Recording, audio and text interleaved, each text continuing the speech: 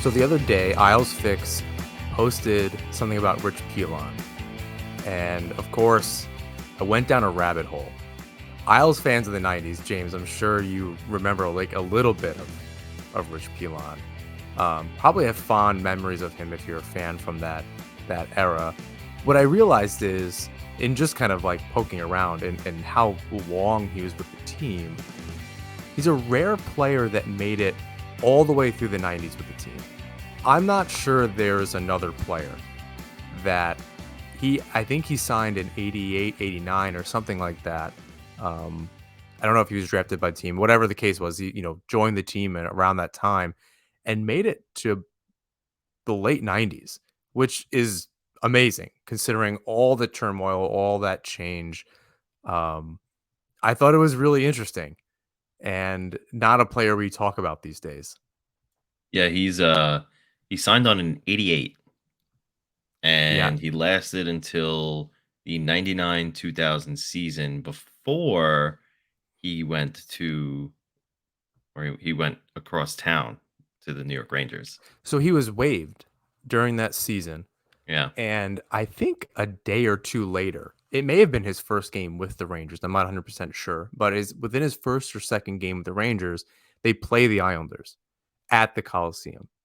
So he returns, to the Coliseum in a Rangers uniform, visiting locker room. It's all weird, blah blah blah, and he takes a penalty during the game, and he's going over to the penalty box, like I'm sure he did a lot of times throughout the 90s in an Islanders uniform, and for some reason the door is not opening, and the attendant inside the box kind of starts laughing. Eventually, he points to the other one. He went to the Islanders box instead of the Rangers box, I and remember he that. said that the Coliseum was the entire Coliseum was laughing.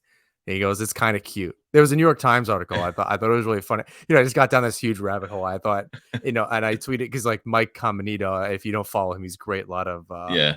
hockey history, NHL history stuff. And he liked it. And it's just one of those little moments where, like if he tweets it out and shares it, it was legit. Um, like I said, I found the New York Times article, so I thought it was really funny and one of those players that you can, especially in the 90s with all those jersey changes, like you just see him through all those iterations. And like there's some like a Kasperitis and a Palfi and that kind of go through all those iterations. Palfi was with the team longer, I think people realize too.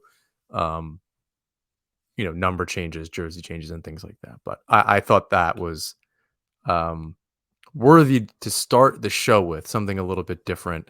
And it's not a name I thought about in like a really long time. Yeah. Um, it was something like Pilon and Mario Lemieux like slashing the hell out of each other during a game, which was just peak 90s. I guess it was just like the part of the craziness, if you remember from that era. Speaking of '90s, a little bit off script, but have you seen they're not leaked images, but they're Aesthetics put out what they believe the All-Star jerseys are going to look like. Have you seen? I haven't, but I'm Okay. intrigued and I have hopes. Remember the Eastern Conference and Western Conference jerseys that were purple and green?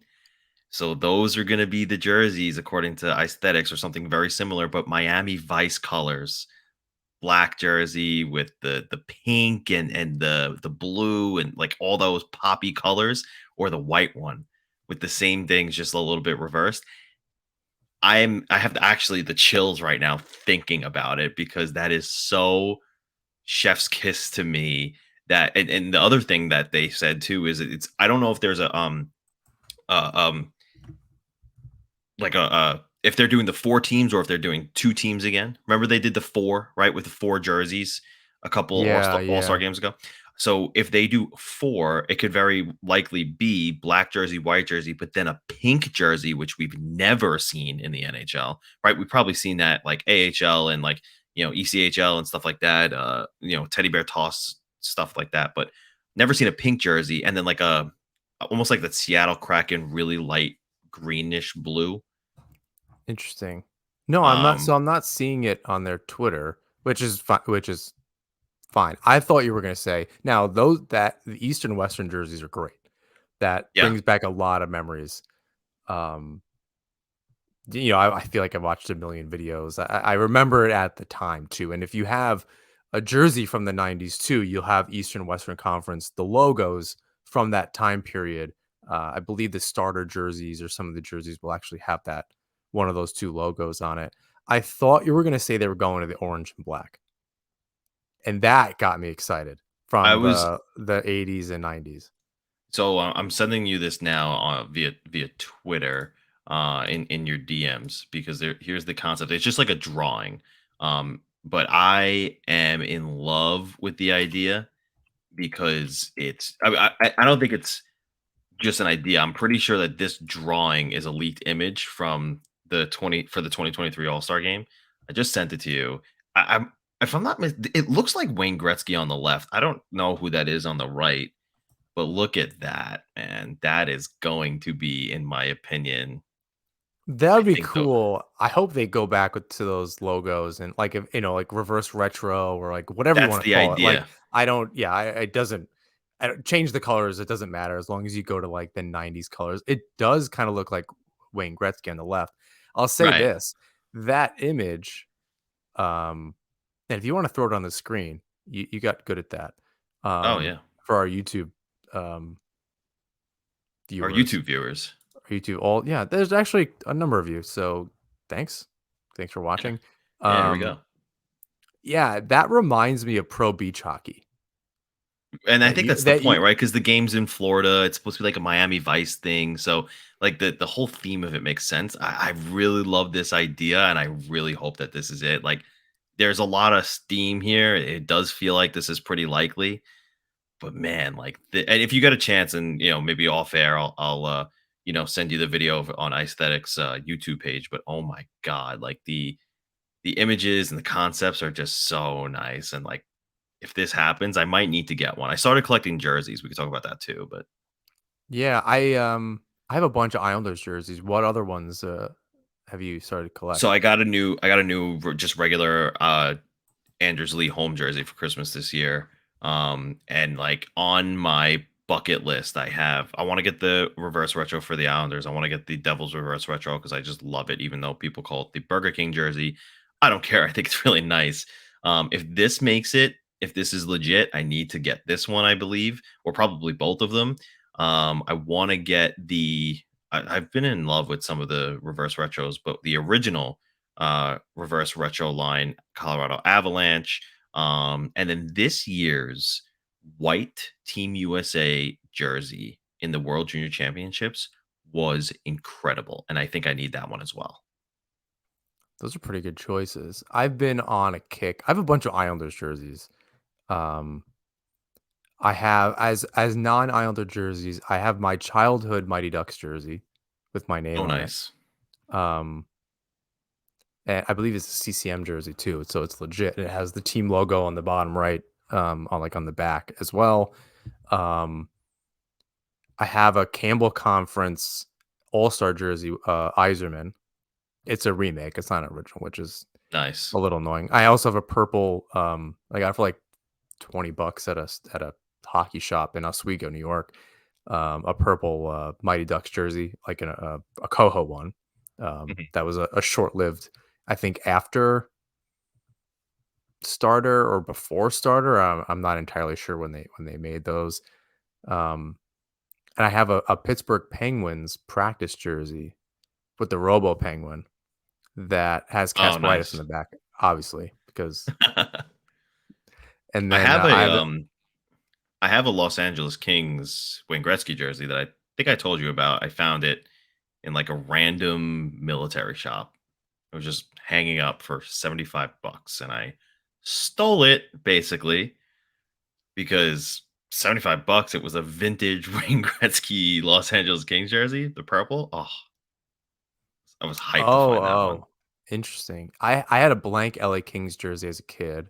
I had a Dominic Hasek Buffalo Sabres jersey because you weren't a '90s kid if you didn't play street hockey goalie pretending you were Dominic Hasek.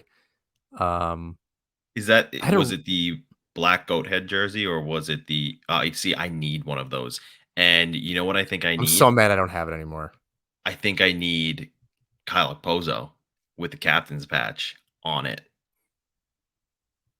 It's a cool jersey. I mean, like the blue and yellow is great. Whatever. Every team does black. I mean, a lot of teams do blue too. I guess the black jerseys, the black and red is that's It, what I associate it, with that team. it and we don't have to have this debate today. Maybe it's an off-season debate, but that might be the greatest hockey jersey ever. That might be a summertime episode for sure. We can rank. The thing is, there's just so many. Like you can just go Yeah. down such a rabbit hole Oh yeah. of jerseys and different things. Um, you had that. I had a Team USA. So this must have been like in 1998. I did Team USA T-shirt with Mike Richter on it, which I always felt weird about because it was Mike Richter, but he was the goalie. Like he was the guy. He was an American goalie at the time. There was like John Van Viesbroek, I guess, and I can't really even recall um, any other. And even at that point, Van Viesbroek was not yet an Islander, and he was shortly just not a Panther. Oh, well, Van Right. Viesbroek was a Ranger in the early '90s. He may have went back. I can't remember. Um, yeah, I had a bunch of great jerseys. I had a world. Remember the All Star game? It was the North America versus the world. I had the Yeah. white. I had that white World All Star jersey. Um, You know what jersey my yeah, brother has? Oh, my brother has. Remember when they did Team North America at the World Cup? oh, I do like those. He has, was it? It was like I black and don't, orange it was black and orange. or red. I can't I'm remember. trying to remember who he got, what player, because at the time, Patrick Kane wouldn't have qualified. I think he was too old. So did he get like, he either got like Austin Matthews Who had not yet played in the or NHL, I believe, at that point. Like, I don't even think he played an NHL game before maybe he played in the not. tournament. He might have gotten Johnny Gaudreau. Oh man, I really need to remember who we got. Maybe I'll find it and, and take a picture of it. But that's a sweet jersey. But just as a quick aside, because you said Mike Richter, and then I promise we'll talk about the New York Islanders. But um, did I tell you about the time? So I told you, like I don't. Maybe the listeners know too. I've tweeted about it a couple of times. But my uncle designs goalie masks. Um, but not only does he design goalie masks, he's also a photographer. And he was the team photographer for the New York Rangers in 1994 after they won the Stanley Cup. Oh, wow. And yeah, so they I guess they technically rented out Central Park.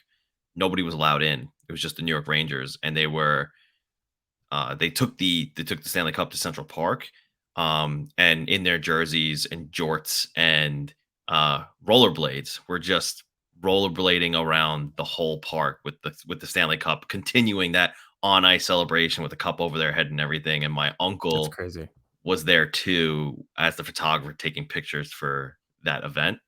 Um, I'll never forget when he told me he was doing that, and then well, he didn't tell me that he was doing that, and I remember uh, I was 2, but he told when he was telling me about that, um, it's just like unreal. He was showing me the pictures and everything too, and like he's friendly with Mike Richter and stuff like that, and they still exchange texts sometimes because he designed the mask that year that he won the Stanley Cup.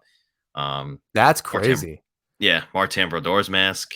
Ask Um, your uncle about where the Rangers partied after. okay, I will. He might mention this place called the China Club. And for any Okay. listener old enough that, whatever, I have family that like owned that and worked there. Oh, And I remember going there. This is not like, during that, but like all of the major sports teams in New York, like the Yankees, the Rangers, whatever, if they won a championship in the 90s, like the late 80s, early 90s, they went to the China Club. that's cool.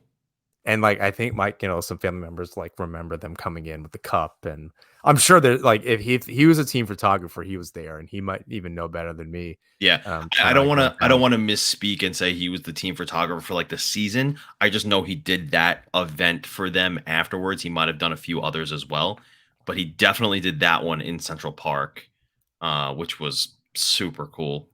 I Um, can't tell you how many times I've thought about texting you and just asking, like, if I just wanted a professional made goalie mask, just, like, have them paint it and, like, tell them a bunch of stuff to put on it. yeah, That would be such a unique, I don't Yeah, even want it. he's Like, it's probably incredibly expensive. That's you know what like I'll do too? I'll have him text me a bunch of images of like these. It's funny because like the way he designs it, he on his screen he opens the mask up so it's flat, and he just draws on the whole thing.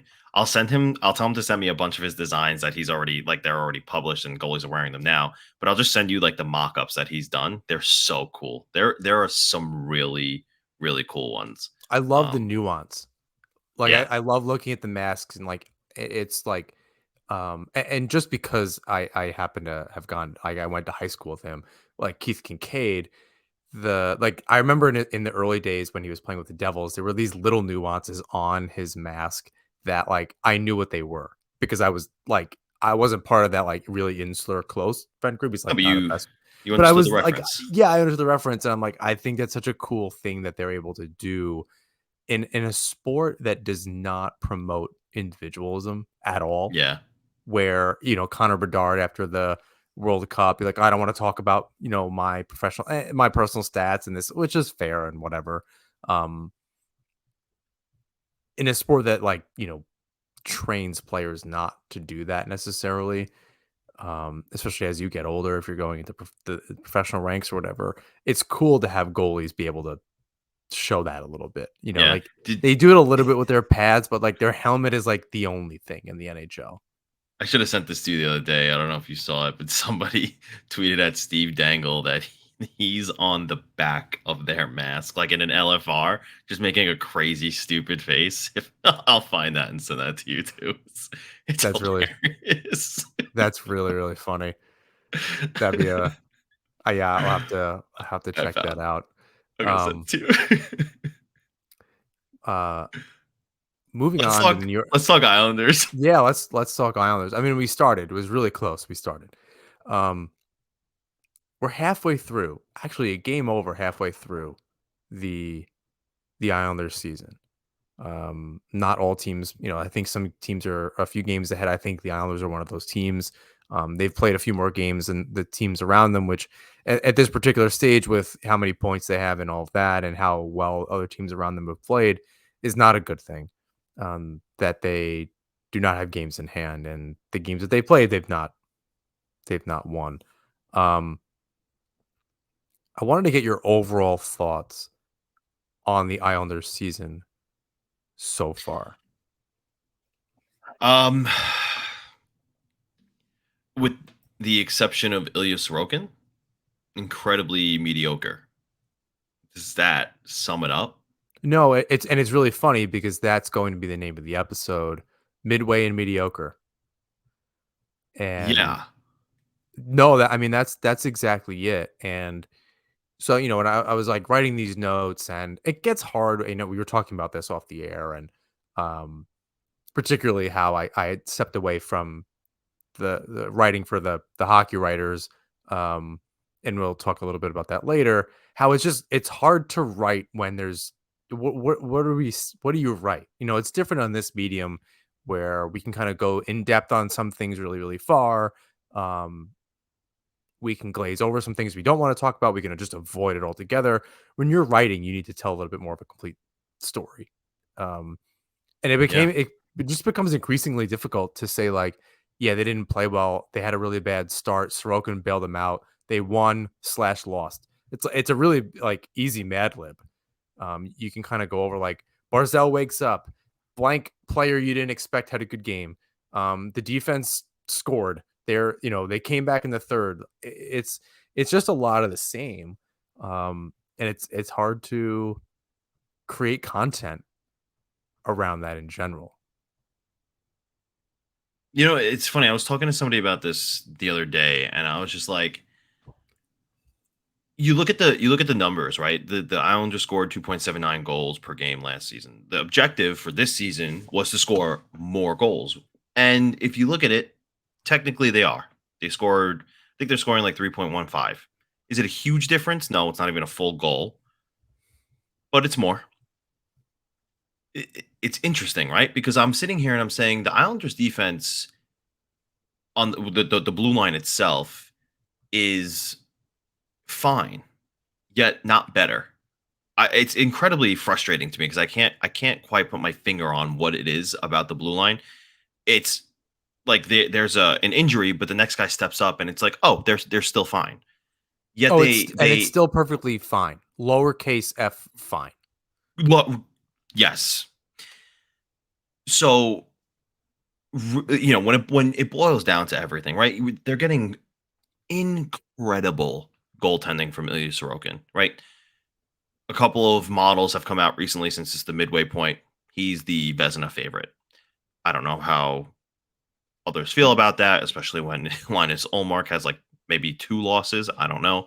But anyway, incredible goaltending, right? The defense is what it is. It boils down to the same thing that we always talk about. The Islanders just need a friggin' goal scorer. They need somebody who's going to put the puck in the back of the net. The one guy who they were hoping, and have been hoping for the past couple of years who could do that has been injured. He hasn't been skating on his own. He's still out in Oliver Wahlstrom. Uh, and then after that, you're looking at Brock Nelson, who's having a good season, not as good as last season. I think he's projected to be somewhere between 29 and 30 goals.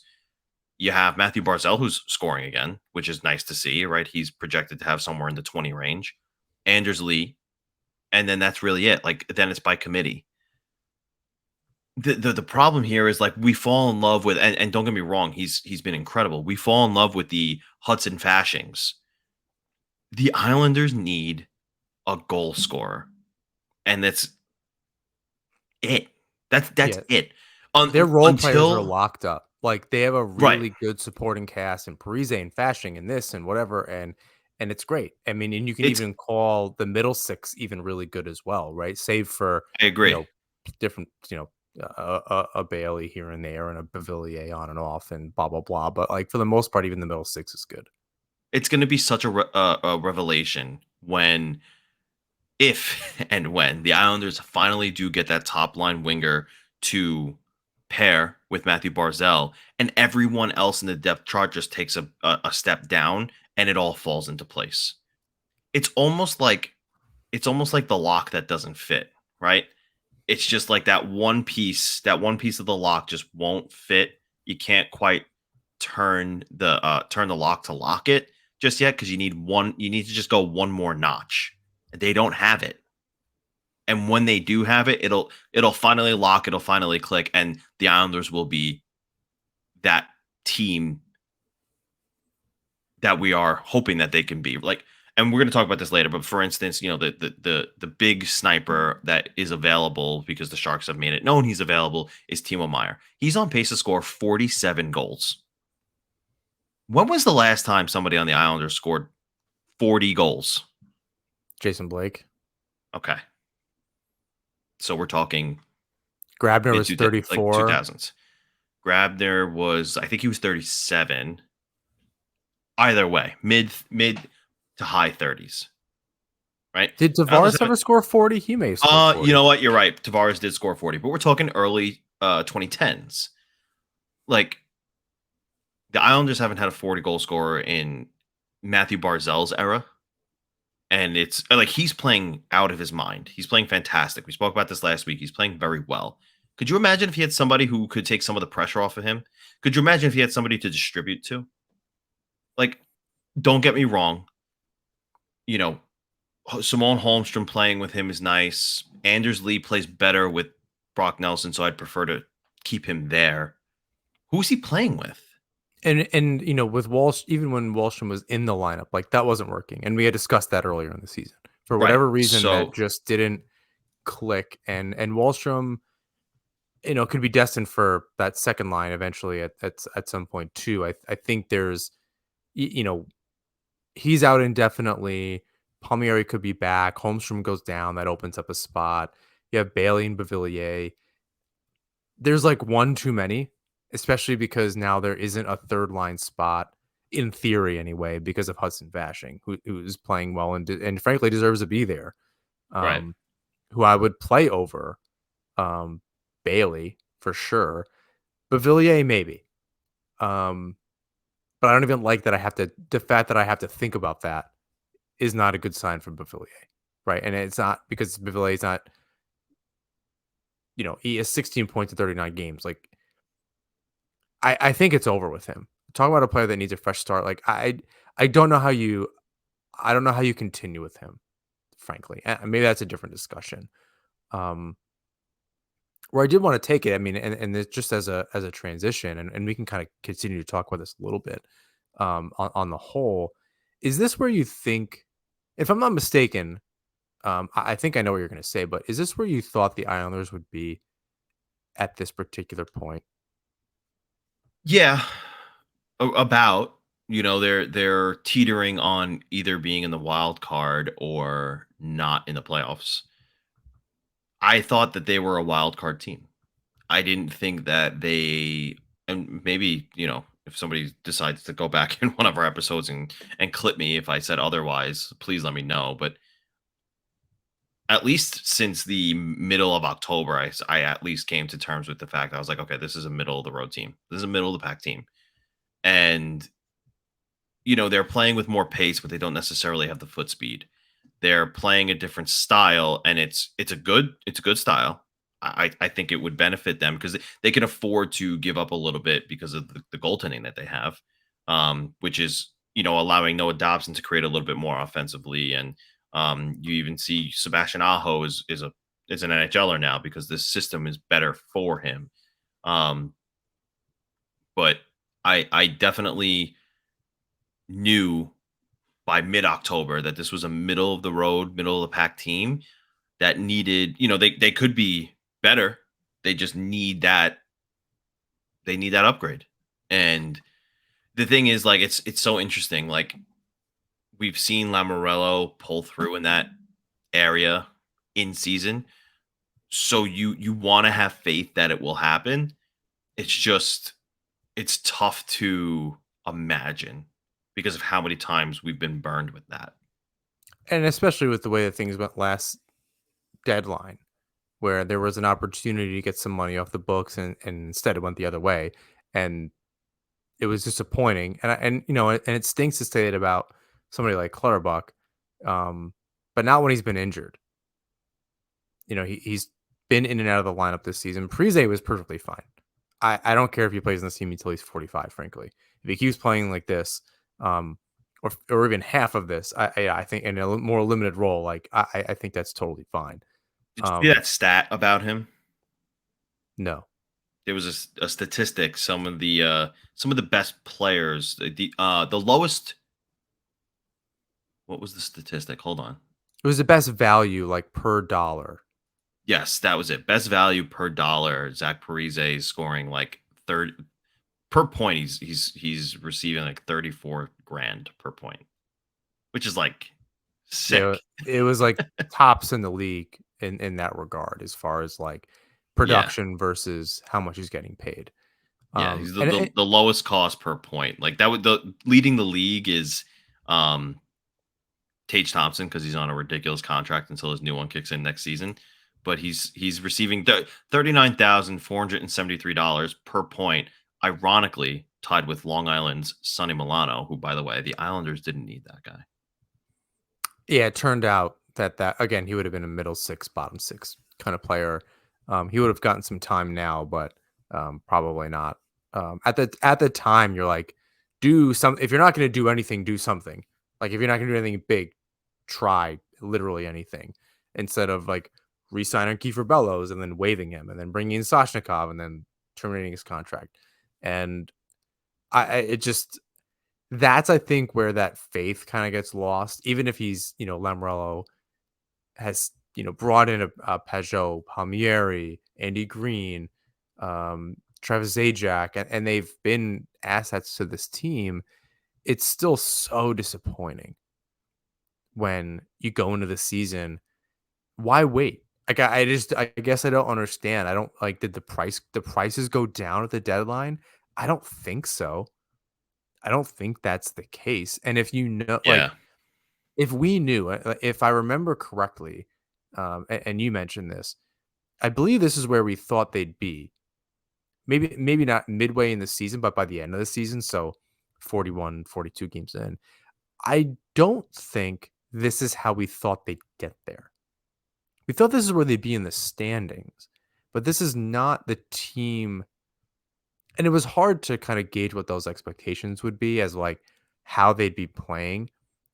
But I don't think I saw a team that couldn't start games, that couldn't focus, that the Yeah. power play was this bad, that was Yeah. depending so heavily on their goaltending. And I think it's a really good point. Their defense is fine. And I'll say this, and maybe with the biggest difference that I'm seeing, and it may be an effect from or maybe influenced by rather uh Lambert's style and some of that the changes that have happened on the back end that I don't know the nuance of all of that obviously to be able to pick it apart. Pellick has been really good. He's obviously like one of the team like the best shutdown defenseman in the league. The pairing of Pellick and Pulak are not as dominant as they were in years past. And I don't No. know what the problem is. The eye test, and again, the numbers I know for Pellick are really good still. I don't know what they are for Pulak. The eye test is telling me that they don't look very good.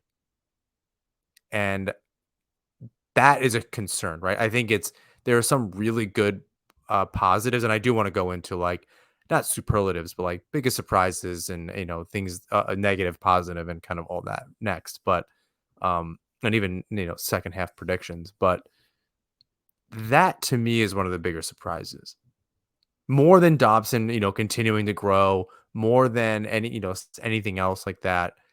That pairing is just not as good, and I don't really have an explanation for it.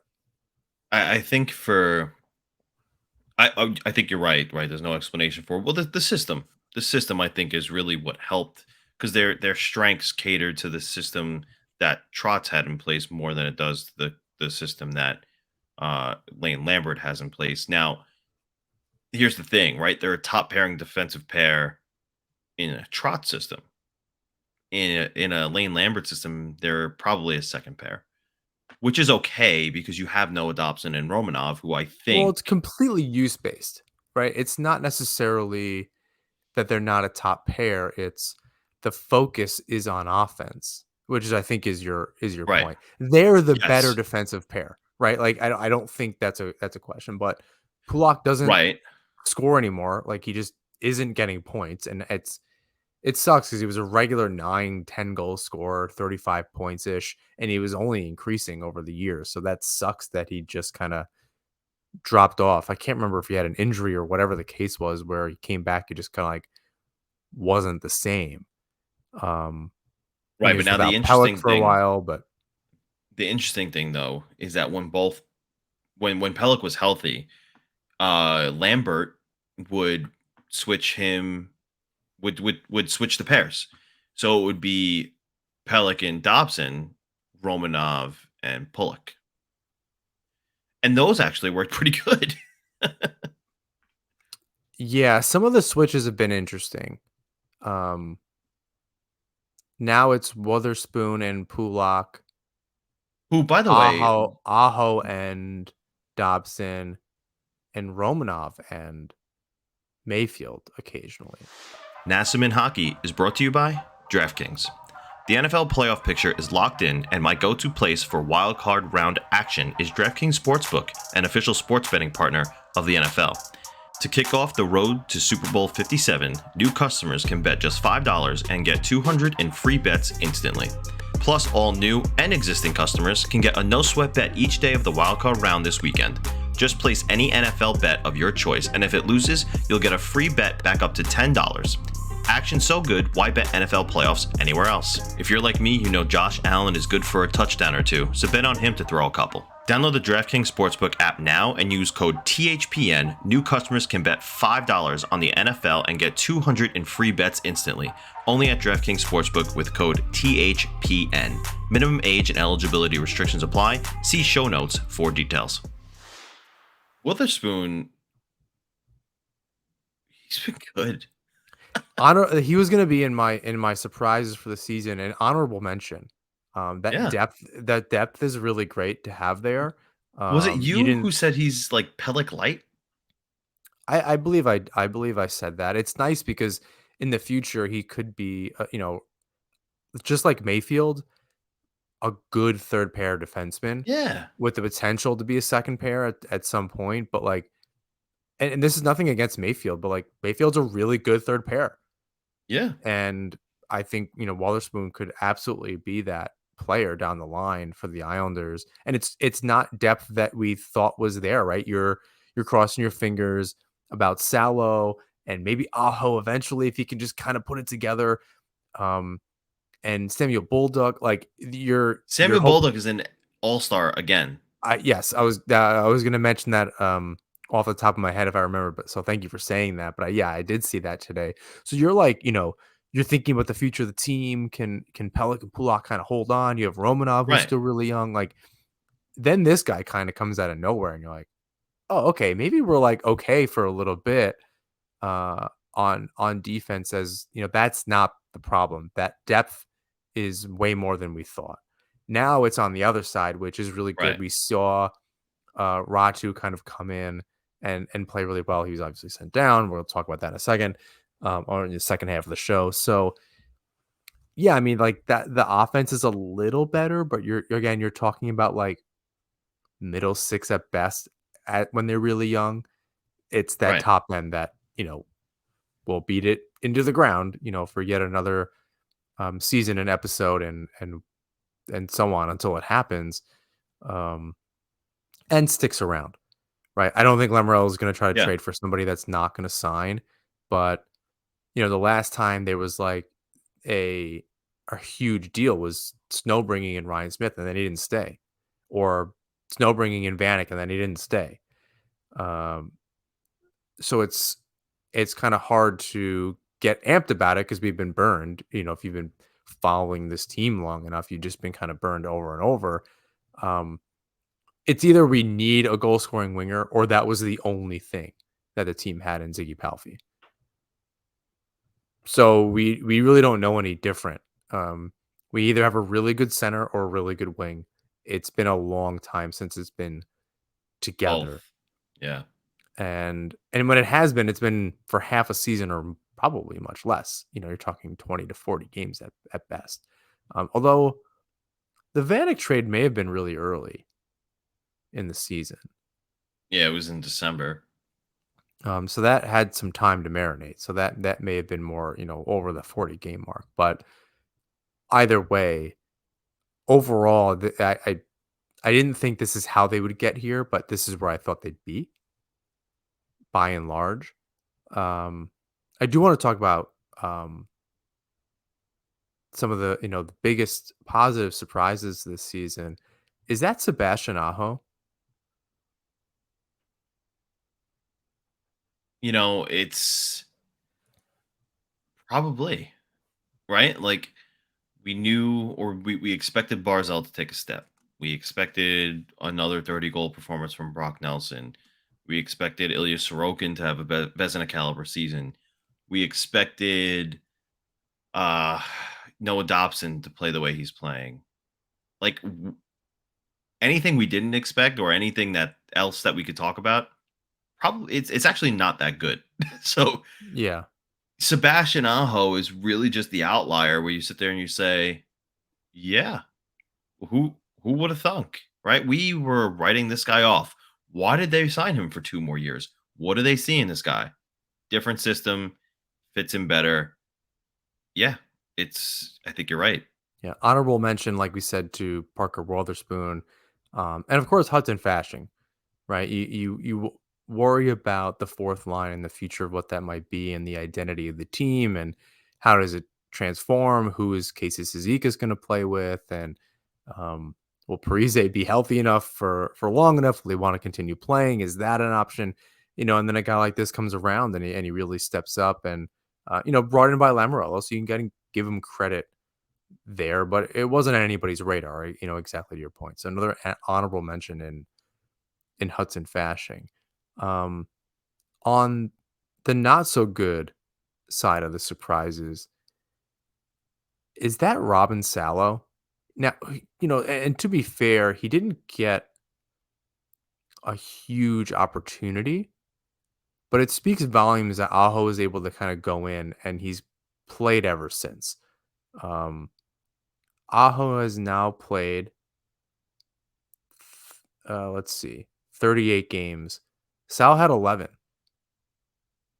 and we have not seen him outside of maybe once recently. And I say recently, like in December.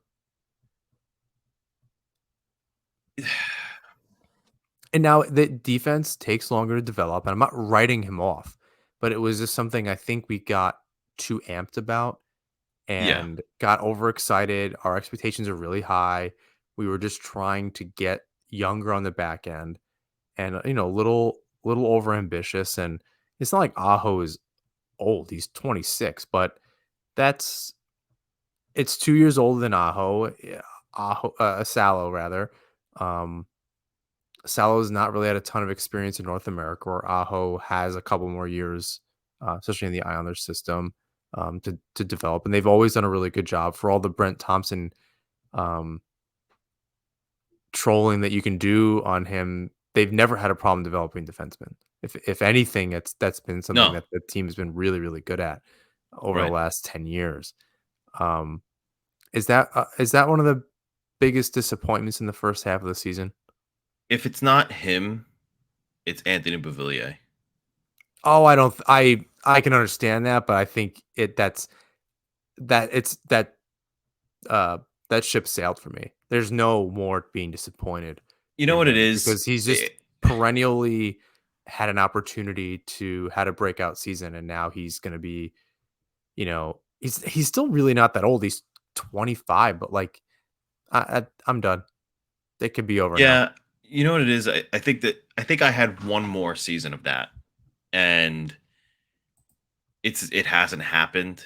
And the reason why it's the most disappointing to me is because of the fact that we have this new system that it probably caters to his style of play better.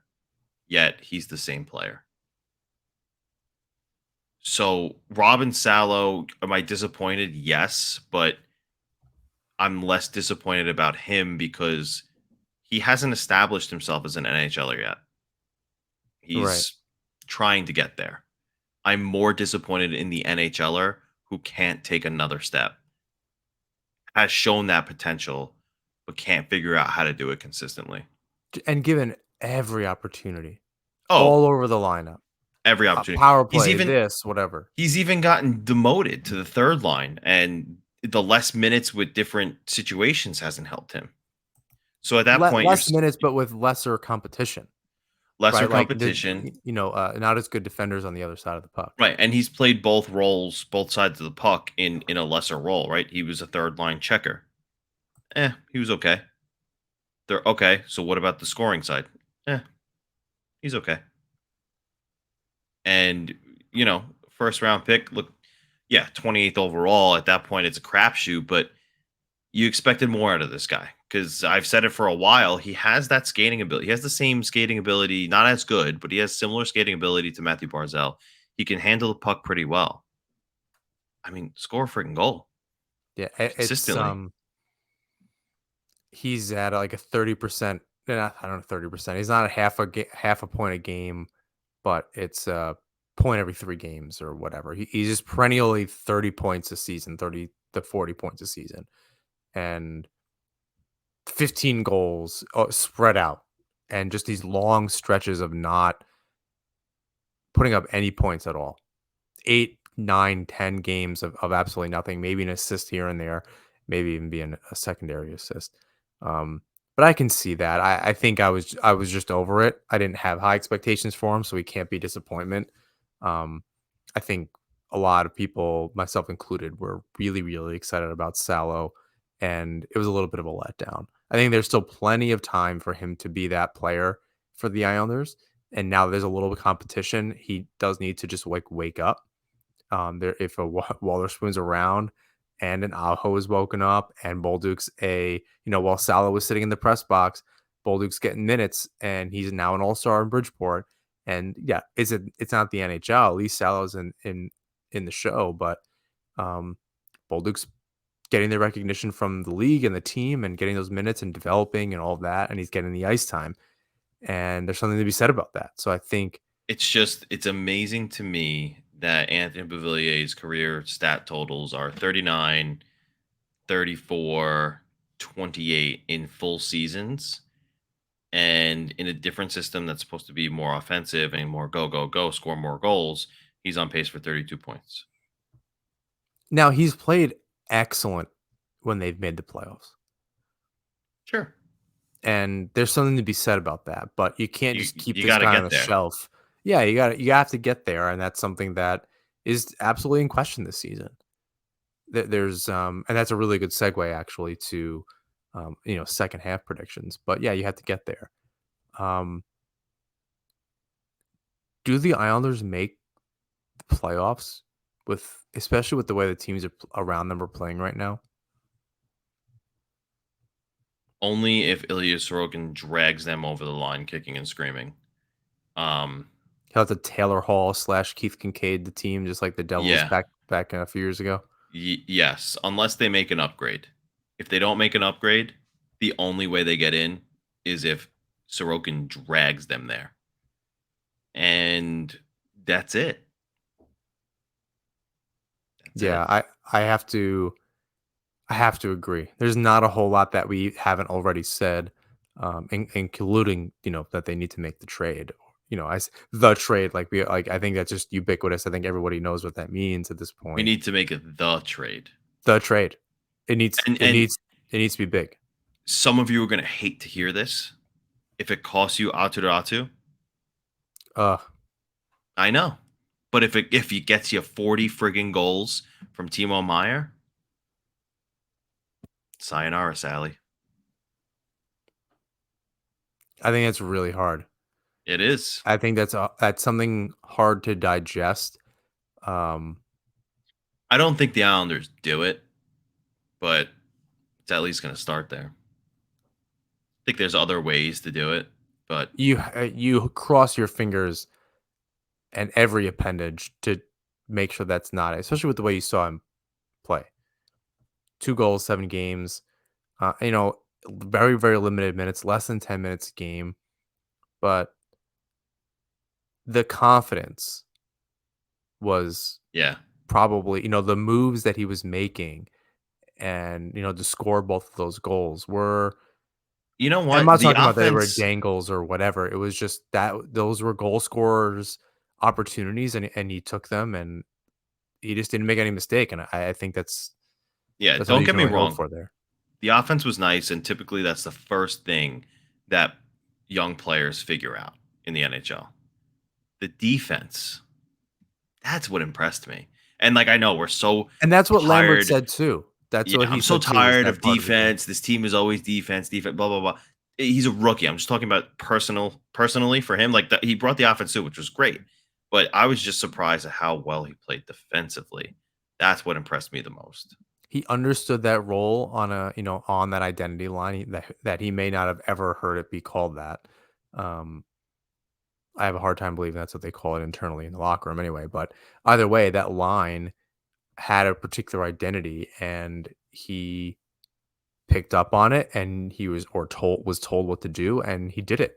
And then Yeah, even, scoring a goal on a great little 3-on-2 to 2-on-1 play, with Martin Ross Johnston and scoring that goal.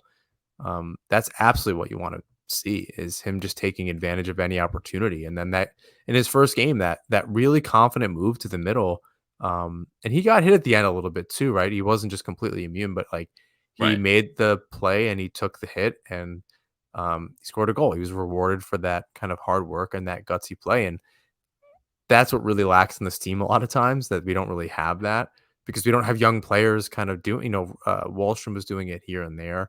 Um, Bavillier, once in a blue moon, but we don't really have that. We have just a different style of player, but you need a mix.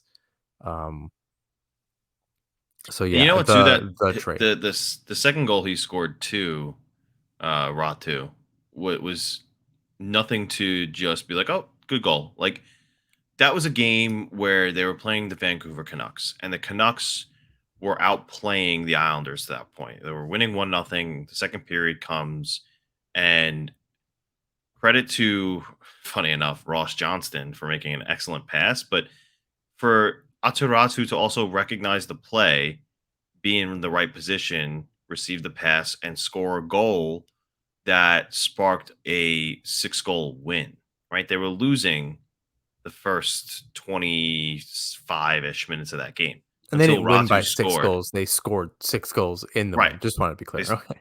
scored 6 goals, won by 4, but it was a turning point. He scored a goal in a big moment for them in a game where they needed to win. Right? You don't lose to a toiling Vancouver Canucks team. And he sparked that turnaround. I think that's important to note. Um, a couple more notes before we hit the second half here. Um, do you think the Islanders make the playoffs? I don't know that you answered the question. I said only if Oh, Sorokin drags only them if Dregs. Okay, fair enough. or if they make the Um, upgrade. Other than the that, no. um, does Barzal hit 20 goals, 80 points? Yeah, I think so. He's on pace for it. He's on pace for it. He's exactly a point a game so far. Does Nelson hit 30? He's on pace for it too, and so's Lee. Yeah. I think Nelson hits 30. I don't think Lee does. Can Noah Dobson hit 20 goals? What's he at now? 10 in 42 games. Oh man. I might have to go on DraftKings and make that bet. Yeah, THPN promo code, everybody. Oh yeah. Make sure you go use it. Playing Oh, around with that. I'm gonna say yes. Always go the over. Yeah, he could. I think the power play needs to turn on a little bit. That's what I was gonna say. If the power play gets any better, yes. Yeah, When was the last time the Islanders had a 20-goal scorer? Was it Mark Streit? 20-goal scoring defenseman. that feels right. It could have been. I would love that for him. I Oh my love god, Noah yeah, that'd Dobson. be.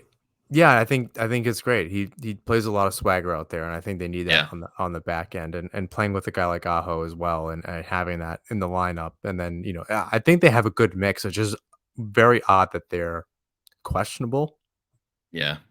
even with Pellick in the lineup. It just looks off, like something's just not working, and that might be a Lambert thing, frankly, which Right. worries me on the whole because if ownership has faith in Lamoriello to do whatever it is Lamoriello is going to do. And Ledecky just said, owners are going to be the owners, and we hired a GM, and they're going to do that. We're separate. We're not going to pretend that we know what we're doing and that we're a GM. And I'm paraphrasing and adding some things here, but all I have to say is that they're keeping things separate. Um, that that might not be Lamoriello's philosophy, and he's known for making those changes. Something's like if Lamoriello thinks he's making the right moves and giving Lambert everything he needs, is Lambert's leash short? And I this is was off just script gonna too. ask you this question. I was just gonna ask you whose fault is it if the Islanders don't make the playoffs? Is it Lambert's fault, I first think year it's Lambert, I think it's or is both. it Lamoriello's? I I think it's bad. disagree. I think it's bad personnel, but you're seeing Lambert's inability to. The defense did not change enough and the goaltending did not change enough. The goaltending didn't change at all for that to look weird. The forward group, fine, even though there were hardly any Different changes there, system if any. though. It's a different system. It's a different system, but okay, I think there is like a huge distinction here. Yes, it's a different system. That shit is not working. I think it's really, Oh really yeah. clear. So I don't care about that anymore. That's Lambert's fault. Full I stop. think I That's a think that Lambert thing. It's not a I think the that's thing here, no, because it's I think the both. thing here is that the system is what is relevant in today's NHL.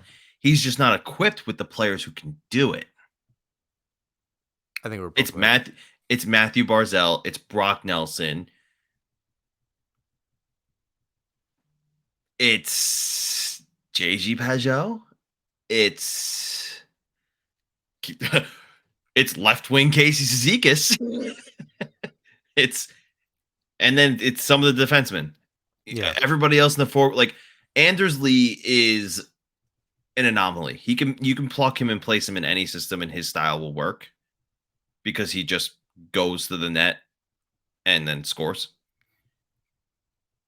So I give him an exception, but the style of play caters to Barzell, caters to Nelson, caters to Pajot,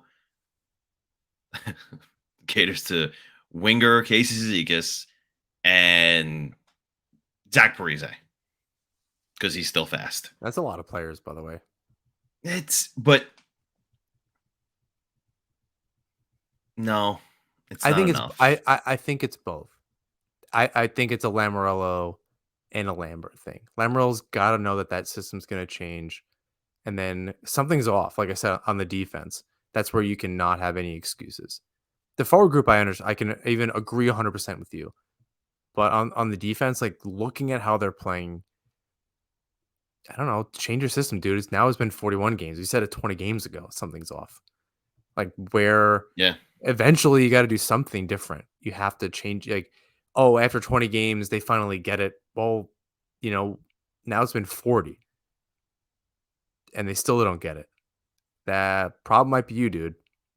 Forward group, a different problem. If it's just like not the personnel that you know that should work and it's just not. But being a good manager is being able to make those decisions. And if he's just not doing that, like I said, that's why I think it's both. Eventually, you guys got to change something. You have to adapt. You can move players around the lineup all you want. You have to find a way to adapt. I'm Um, laughing because your boy Keith Kincaid responded to a Devils fan account that tweeted, "Y'all remember Keith Kincaid?" And he responded, "Legend, am I right?" He didn't even tag him or anything. He just found that's so funny. it. Um, uh, so I know you have to go feed your kid shortly. So we True. kind of have to rattle off the second half of the show in a lot less than half a show's worth of time here. Um, so we'll go through things really quick, a little bit of rapid fire Isles news and updates before we get to a little bit of trade speculation, which is hopefully going to be one note, and you kind of touched on it already. Yeah. Um, Holmstrom back looked okay in his return. Has not been largely impressive to me. Maybe that's you have to be an NHL coach to see it. Um, he's not putting up very many points. It's hard to notice him out there at times. He has some flashes. Thoughts on him being back? Is he just simply a placeholder until Palmieri gets back? Maybe. Um, I like his board work. I think he does well along the boards. And it's annoying because I feel like we keep talking about prospects who come up and play really well defensively, and we're just waiting for that guy to come through the system and just tear it up on the score sheet. That has yet to happen, but he is one of those guys. He's doing really well on the defensive side of things. He has good board work, which is hard to do at the NHL level for a rookie, and he's doing it. I think his size is good enough It too. I think works. that's the thing. But I like him. He's fine with a lowercase f. He's a bottom six player. I think he's a middle six, maybe a third liner at this particular Yeah, point. So I yeah, agree there. So I do want to point out that we were wrong last show about, and thanks Dave Tuckman and Phil's Facts for pointing it out on Twitter as well yesterday about Ratu and the entry level contract slide. That if he plays in the AHL, apparently it doesn't come into effect after he plays 9 games in the NHL, and he's at 7. yes. The Islanders got a little healthy. They have Holstrom back, so they can put Zizekas back. They have Fashing, who's fine in his role, and that's not a lowercase f fine. He's a good player for the Islanders. Um, do you think that's the right move? I did see Kevin Kerr's tweet the following quote: "Ratty not here at Ratu not here at practice, so he's probably back in Bridgeport. Regardless, the whole 10-game threshold that would burn a year off his deal shouldn't be something anyone is worrying about at this point in the season, in my opinion. If he's helping and they need him, play him. Full stop." I tend Yeah. to agree. Oh, I tend to agree 100%. Like, If it what's the gives you more what's depth and you moved Cizikas up and you figured it out, like, right? why would you change that? Like, that was any glimmer of hope. during this now, 3-game losing streak and a bunch of losses in a row that were after Vancouver. They lost a lot on that West Coast trip. They come back, they lose more, blah blah blah. Like that was one piece of positivity. Like how do you ruin that? Right now, and like here's the thing: like if he goes down to the AHL, tears it up, and they call him back up for the rest of the season, fine. They sent him down, built his confidence. He applied his NHL knowledge to the AHL, dominated, comes back up, and he's a player. Great. They didn't really give him enough opportunity to run with it. Right, he did well in his very limited opportunity. So I guess we can sit here and say there is something to say about how little he played. I would have liked to see him play more, but from the limited sample size, he was really good. And if he's helping you win games, then keep him up. I agree he should have stayed up. If he's going to go down to the AHL though and do all those things I just said, that's fine too. I think the biggest thing for me was that it gave Lambert the flexibility in the lineup. It had almost nothing to do with what Ratu produced himself. Right. It was about simply him being there and the byproduct of that, and the flexibility gave Lambert for the rest of the roster. I believe that was one of the last things I wrote at Yeah. at the Hockey Writers. Was that it gave the ability to move a Cizikas and a Fashing around the lineup a little bit and it added serious depth. Again, even if Ratu himself wasn't the one producing and being that depth piece, he was responsible enough. And at a certain point, as Kerr said, um, if he's playing well and they need him and he's helping, keep him. Like you don't need to like nickel and dime every little thing here. Um, what is it? What does it matter? But Right. far be Quick it from, I aside, guess, either of us. quick aside, William DeFore is actually playing really well for the Bridgeport Islanders. He wasn't doing too hot to start there. Received a healthy scratch sometime in November, and then ever since has taken off.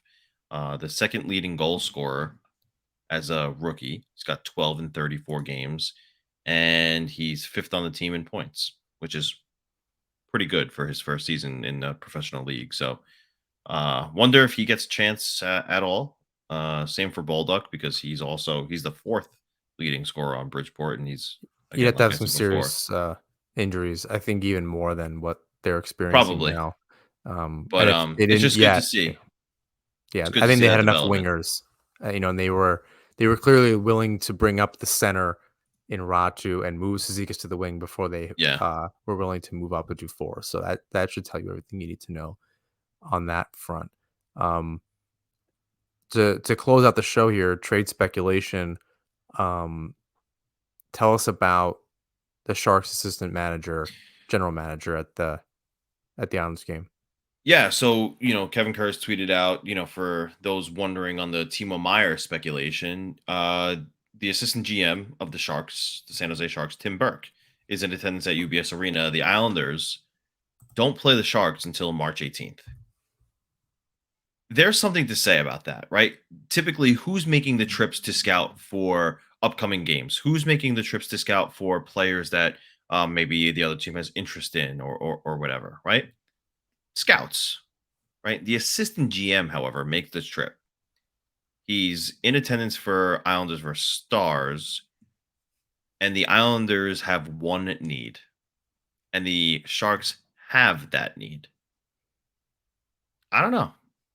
I'm not sitting here saying anything is definitive, but what I am saying is that it also doesn't seem like a coincidence.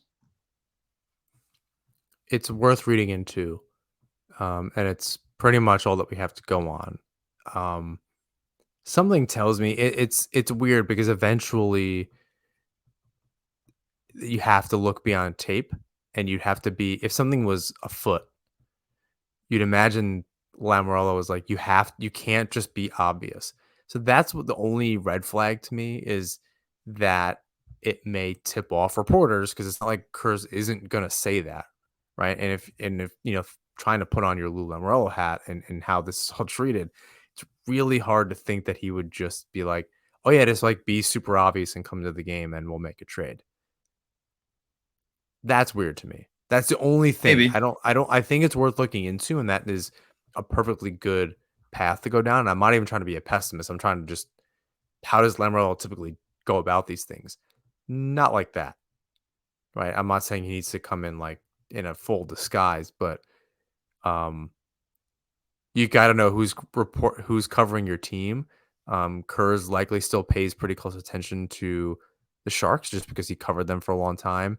I don't Yeah. know if it's the same AGM as it was when Kurz was covering the team, but willing to bet Kurz has a pretty good idea about who moved around this summer on that front. Even though he's been covering the Islanders for a little bit now, um, so that's not really a Lou Lamoriello move, unless they just kind of came on their own and he had nothing to do with it, and that put the kibosh on that trade. Um, so that might be interesting. And speaking of putting the kibosh on a trade, I'm so thankful that the JT Miller thing didn't happen because he has been terrible this season, both sides of the Yep. puck.